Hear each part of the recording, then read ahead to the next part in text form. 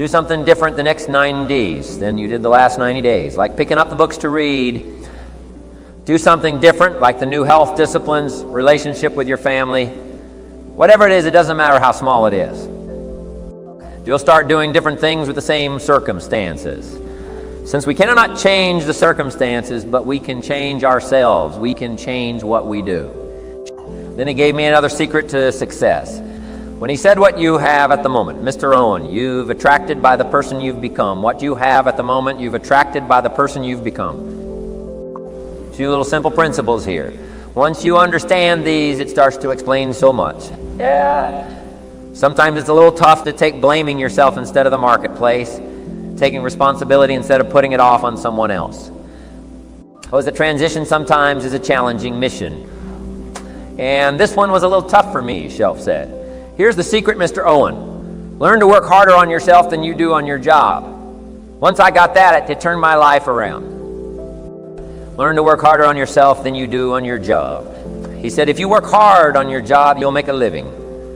If you work hard on yourself, you can make a fortune. If you would have known me at age 25, you would have said Jim Rohn's a hard worker. If you'd have known me, you'd have said that I'm the guy. I don't mind coming a little bit early, staying a little bit late. I don't mind that you'd have said, well, Jim Rohn's a hard worker. You say, well, how come he's got pennies in his pocket and nothing in the bank and behind on his promises? Well, I was a hard worker, but I was working hard on my job, not on myself. I'm telling you, if you'll learn that simple little principle and start the process today, latest tomorrow, I'll give you tonight to think it over and start this whole process of personal development work on yourself. Make yourself more valuable to the marketplace. I'm telling you, you can so dynamically change your income, and economics is the least of the values that you can start earning in terms of equity. If you'll start working harder on yourself than you do on your job, work hard on it. Then the skills. Work hard on yourself and develop the graces. All of the stuff necessary to become more valuable to the marketplace. I'm telling you, your whole life can explode into change. Promotions, no problem. Becoming more valuable to the company. I'm telling you, no problem. Money, no problem. Economics, no problem. Future, no problem. If you just go to work on the right thing, not get things out there to change.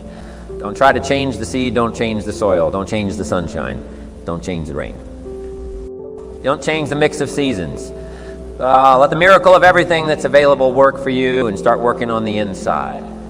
Work on your philosophy, work on your attitude, work on your personality. Work on your language, work on the gift of communication. Work on all of your abilities, and if you'll start making those personal changes, I'm telling you, everything will change for you. It's Mr. Schoaf, over a 5-year, before he died, age 49, who taught me some extraordinarily simple things. He only went to 9th grade in school, never finished high school, never went to college, never went to university. But he put his ideas and his experiences in very simple language, which I think for me, a kid from the farms of Idaho, that simplicity was so important, because if it would have been technical, I'd have missed it. If it would have been mystic, I would have, backed away. But it was just basic, blunt. A.B. familiar stuff that I hadn't thought of before, and he did start to remind me, and those ideas changed my life. Mr. Schoaf was the one when I said, this is all they pay. He said, you've been working 6 years, Mr. Owen, how come you're not doing better? And I said, this is all the company pays. He says, well, that's not true. I said, no, this is my paycheck. This is all the company pays. He said, no, this is all the company pays you. I thought that's a new way to look at it, right? He said, doesn't the company pay 23.45 times this amount to other people? And I said, well, yes, he said, well, then this is not all the company pays. It's all they pay you. And if you qualified, wouldn't your income grow 23.45 times? I said, I suppose so. He said, we don't have to work on the company. We have to work on you. See, that was the beginning of what he called the phrase personal development. Well, I told him things cost too much. He said, no, you can't afford them. I thought, well, that's a new concept. I hadn't thought about that. We put some of the valuable things on the high shelf so you can't get to them until you qualify. If you want things on the higher shelf, you got to stand on the books you read. Every book you read, you get to stand a little higher so you can get the things on the higher. So, see, I learned those concepts. It was so incredible, and here was the most important one. Success is something you attract by the person you become. See, that phrase changed my life. Success is something you attract by the you become. Success is not something you pursue. It's like chasing a butterfly. You can't quite catch it. Success is something you attract by becoming an attractive person. See, those were new concepts to me. I'm just working hard trying to make a living. Here's what he said to me. This changed my life. I got a chance to teach this in Moscow and across Russia, 3 visits. Now the 4th, here's what Shove taught me. Profits are for better. I mean, nobody taught me that in high school. Nobody taught me that. I went to 1 year of college. Nobody taught me profits are better than wages. Wages make you living, profits make you a fortune. And how could you work on both? Living and a fortune, he said. Well, you could start part-time working on your fortune while you're working full-time on your living. I thought, wow. Now he said, it's fun to get up in the morning, not just getting up, go to work to pay the rent, but to get up to go to work to make a fortune first, to make a living for my family. Second, to make a fortune. And he taught me how to make both a living and a fortune. Guess what I did? I learned how to make both a living and a fortune. And I found out anybody could do it once they get the information. And at age 25, I started receiving this extraordinary information. Here's what he said. Your income is directly related to your philosophy, not to the economy, I thought. Just ever. Told me that I kept hoping the economy would change, he said. No, your philosophy has to change. I assured him that I had my fingers crossed, he said. That won't help.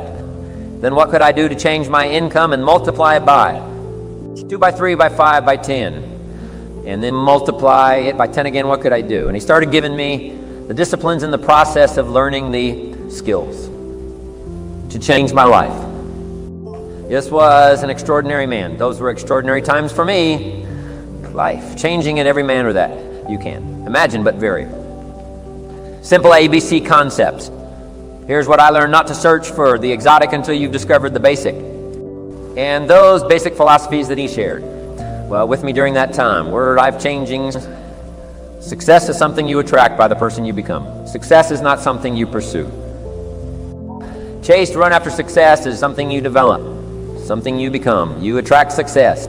So the whole key to unlock all the treasures, whether it's economic treasures or spiritual treasures, financial, social, personal, every way you can possibly think of is by your own personal development.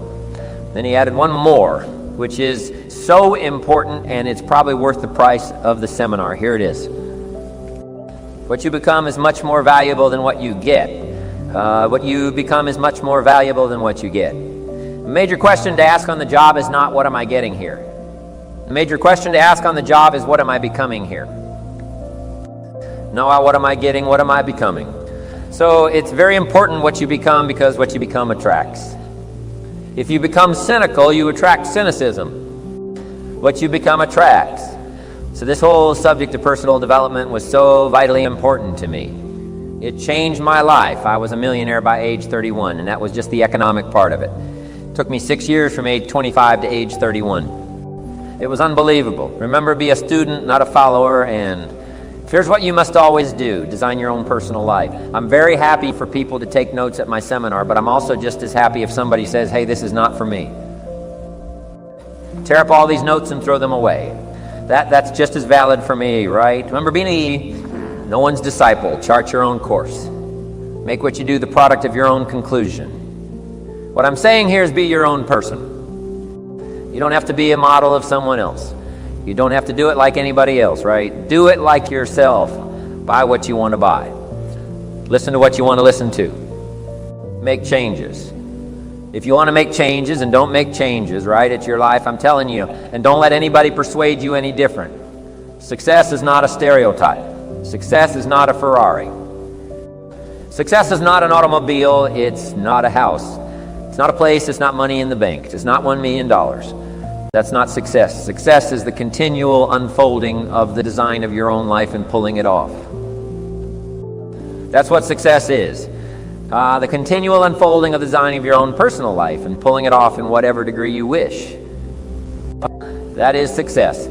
Successful in doing whatever you want to do that makes sense to you, for you, your family, your responsibilities, or take on responsibilities, or refuse responsibilities. That's strictly all up to you. We've been given the power of choice.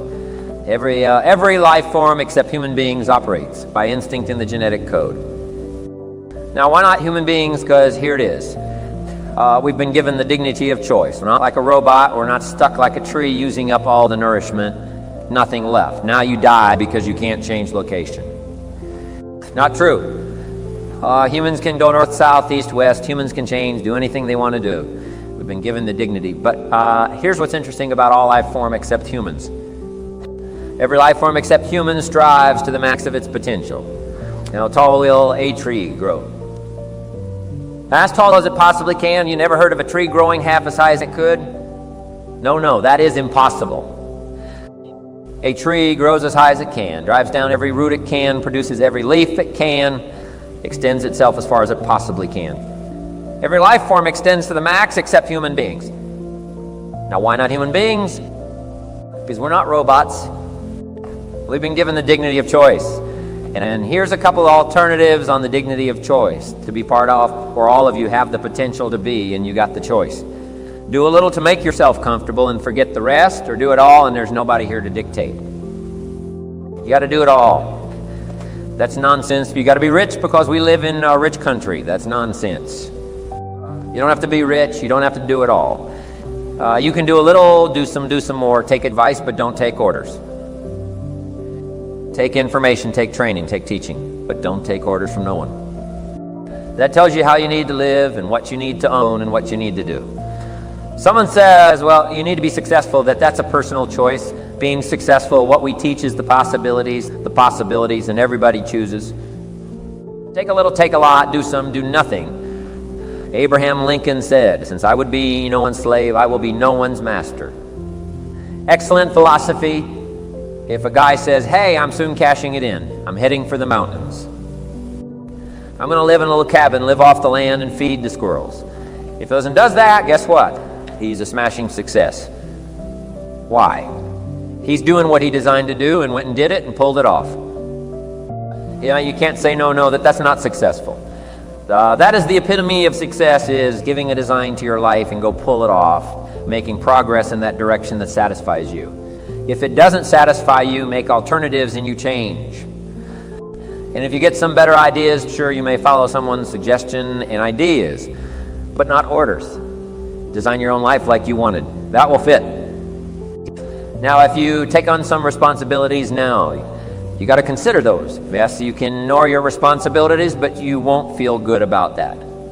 Guess what the old prophet said? Some things that taste good now in the mouth turns bitter later in the belly.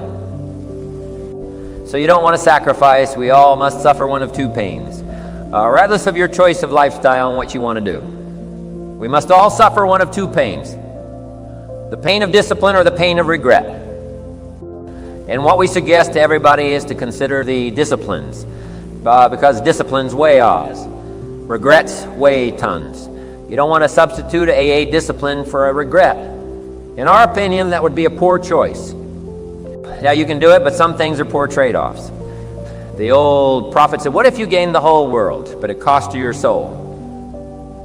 Would that be worth it? And with a bit of intelligence, we say, no, that doesn't seem worth it.